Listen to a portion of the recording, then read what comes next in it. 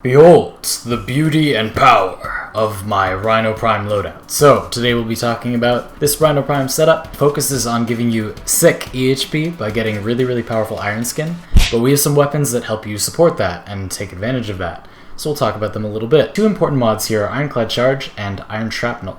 Long story short, Ironclad Charge will give you more armor temporarily for each enemy you hit, and that's affected by power strength, so you get a whole lot with 240%. And then Iron Shrapnel lets you detonate your Iron Skin. It does do damage, but the reason we have this is so we can reset our Iron Skin.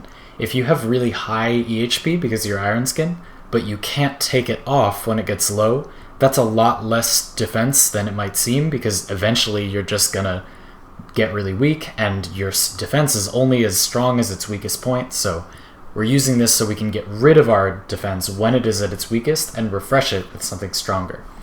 I hope that makes sense, and that's basically all there is to it. All these mods are just to support doing that as best as possible. Speed Drift is completely unnecessary, it's just what I threw in. You don't need anything special in the Excel slot, just do whatever you want. Exact same thing with the aura. If you feel like putting another forma on this, run Corrosive Rejection. You are going to want to avoid running Vitality, Redirection, stuff like that though, because your health is going to be protected underneath your heavy Iron Skin. There's really no point in running anything that gives you health or armor because you're not going to be taking damage against that. You do want Steel Fiber for more armor scaling, of course, and if you feel like fitting in Armored Agility, that would be just fine as well. Let's demonstrate the effects of those mods I was talking about before, those two augments. So the first one, we're going to charge into this enemy. As you can see in the top right corner, we got 120% more bonus armor for like 10 seconds for hitting one target, and that'll stack if you hit more. Now if during that time we cast Iron Skin, we will gain the benefit of that extra armor that we temporarily have, and Iron Skin scales on how much armor you have, so it'll be stronger. And then now that we have our Iron Skin, let's say this was low and beaten up, we can press the button again. For no energy, we can detonate it and get a stronger Iron Skin. Let's say you group up some enemies and then you find more enemies that you can hit at once. You can replace it with a better Iron Skin, or as I said before, if it's just weak, if it gets damaged too much. So that's how those work.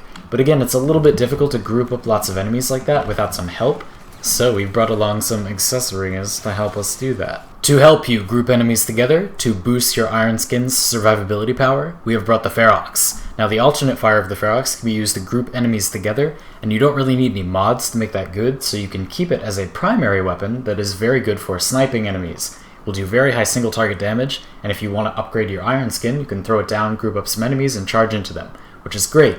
I did a whole video describing the mechanics of the Ferrox as a piece of tech, and you can go check that out in the description if you'd like. For this video, we're going to be using it mostly as a normal weapon. Here is the normal build I'm using, which again has nothing to do with the tether mode. And again, if you check out that other video I was talking about, I discuss a way for the Ferrox tethers to kill enemies instead of just holding them in place. But for this build, we're not going to want to do that because we want the enemies alive for us to charge into. So we're going to jump in here with all these enemies, and we're going to throw the Ferrox at them. It's going to pull them together, as you see. Pack them nice and tight, and then we're going to charge into their midst. And as you see in the top right corner, we now have 480% bonus. Charge Iron Skin and go to abilities. You're going to see that our Iron Skin is giving us about 23,000 effective ferrite armor health.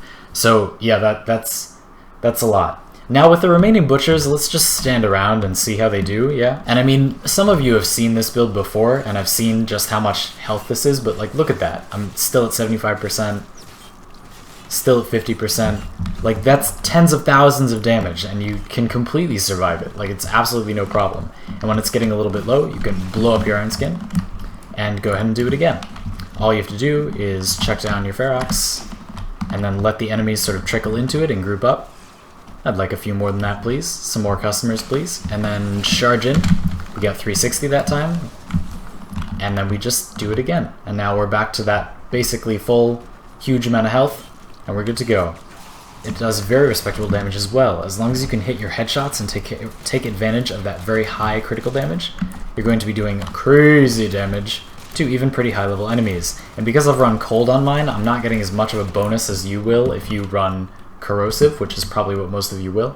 So just keep that in mind. But this weapon is puncture, so it's going to do very well against armor, which is a wonderful little bonus. So you can use it to kill enemies and make it easier to buff your Iron Skin up. And that's kind of the basic flow of the build. The rest is gravy, but rich gravy it is. The remaining weapons are the Azima and the Nikana Prime. I recommend these two weapons because they sort of synergize with what's going on with this build. So the reason I chose the Azima is because the alternate fires of these two weapons kind of combo. If you throw the Ferrox down and then throw an Azima turret at the place where the Ferrox is, enemies will get stuck right next to it and like pulled toward it, so they get hit by most of the bullets. So let me show you. Here's my build for the Azima. Now, it's very simple. It's basically just base damage. This weapon's supplementary stats are pretty bad. I do recommend adding Ice Storm for your open slot. Basically just do your base mods, and then one of each 90% element and Prime P to charge if you have it.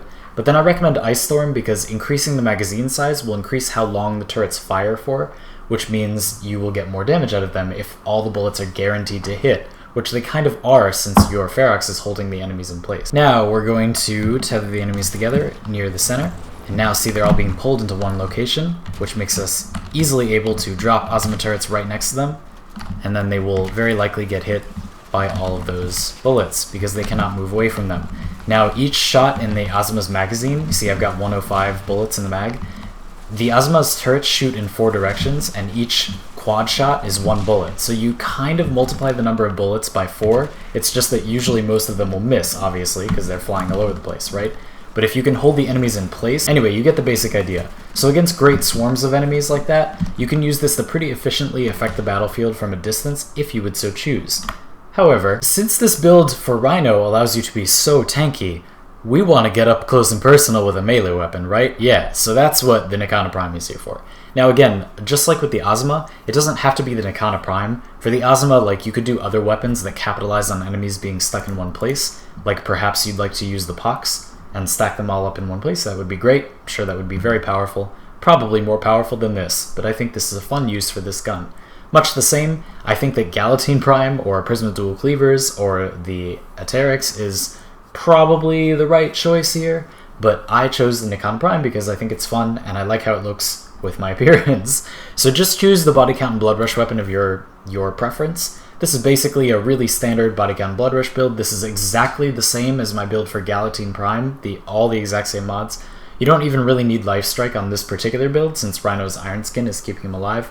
But here's my basic build, and I'm going to run Life Strike on it just so you can see that the damage is very adequate. For Nikanas, you should use whatever stance you prefer, but I personally really like Blind Justice, and I'll show you a couple of combos that I think are very easy to execute and do very, very good cleave damage. But the other stances are also very good if you prefer Decisive Judgment or Triangle Cleave. Now, I've pre-charged my Iron Skin so that I can survive these enemies okay, just like I would in a normal long-term mission. And I've ramped the level up to 80, so we're going to fight a group of armored, corrupted enemies, and I'll show you how the Nikana Prime does.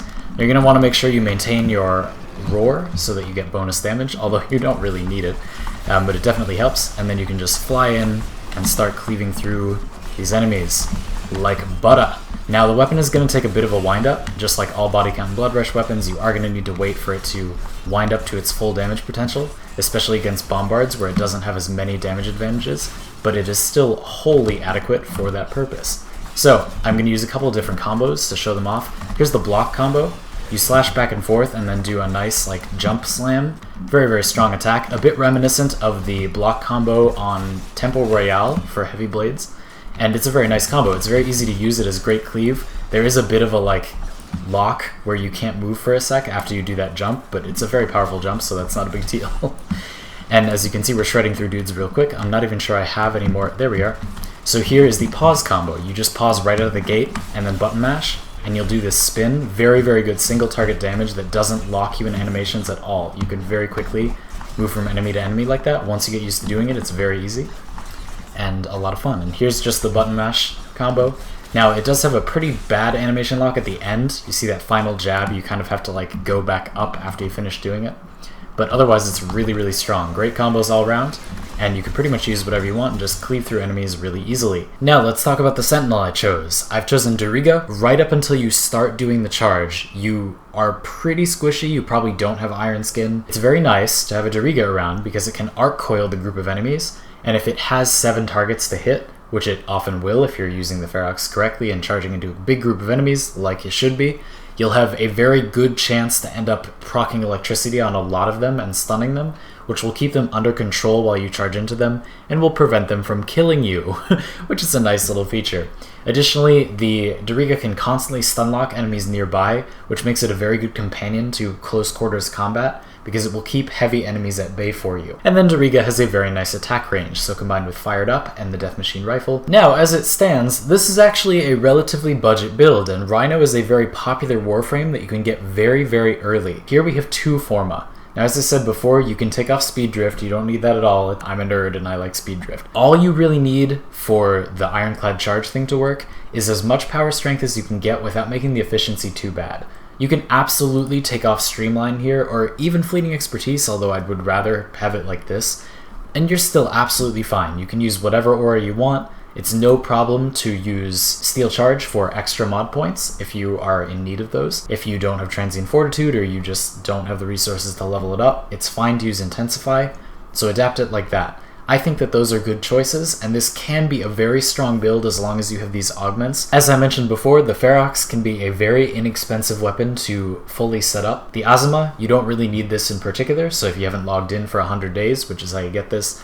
you could just use something else. Again, the Pox are a pretty good recommendation, but really any weapon with good area of effect will be solid. The Atomos comes to mind. And Nikana Prime is so unparticular. You can use whatever good melee weapon you want. If you're a newer player, might I recommend a basic Galatine. So I figured we'd jump into this survival, and I'll show you the flow of combat a little bit. Hopefully this will be a nice little culmination of everything we talked about, and it'll be easy to see how you run through the build. Although, again, I don't think this loadout is super complicated. It's just a little bit of synergy added into Rhino's basic, effective self. And your Sentinel can kind of solo this mission anyway, so it might even be kind of difficult for me to... Yep, there goes that guy. So if you have a big group of enemies like this, chuck down your Ferrox. Oh, that's perfect. Look at that. They're all bunched together. Now you can charge in. Looks like I got 360. That's not bad. So I'll Iron Skin. There we go. And now I'm nice and tanky underneath that, and I can do whatever I want. So I think I'll melee. And you can start cutting through enemies like butter real easily. Do my block combo and spin into this group. Very nice. Great weapon. So, that's pretty much it. That's the flow of combat. And then if you decide you need to be at range, or you just have to recover, or you can't get to the enemies easily or something, you can start using your Ferrox and your Azima turrets, and that will be perfect. And again, the Azima turret function is like pretty ammo inefficient, but it doesn't really matter because you're not going to use it very often at all. It's just something that's there if you feel like pumping out some more damage, or, you know, if you have to move away from combat for a sec out of melee range, you can swap to your Azima, which is slow, but if you have to be out of combat anyway, then fire some turrets out, and they will continue damaging enemies while you are fighting with your normal weapons. Even if it doesn't do high damage, it's better than nothing, and you will get some blast procs and some corrosive procs, which will help you control the battlefield, which is kind of nice. And that's pretty much all there is to this loadout. I hope that you enjoyed this format, this sort of way of presenting it. I thought that it was better to make things a little bit more, I don't know, consistent, and talk about things in order, because I think sometimes it's unclear like what everything is for, and sometimes people ask like, what can I substitute for blah? And it's like, well, okay, but what does it do in the loadout? Like, that's what I want you to take away. So I hope that this format made it easier to understand like what everything is actually for, and like why certain things are included here. And if it's not, then please let me know in the comments that it's not. Thanks so much for watching, everybody. Hope you had a nice one, and I'll see you next time.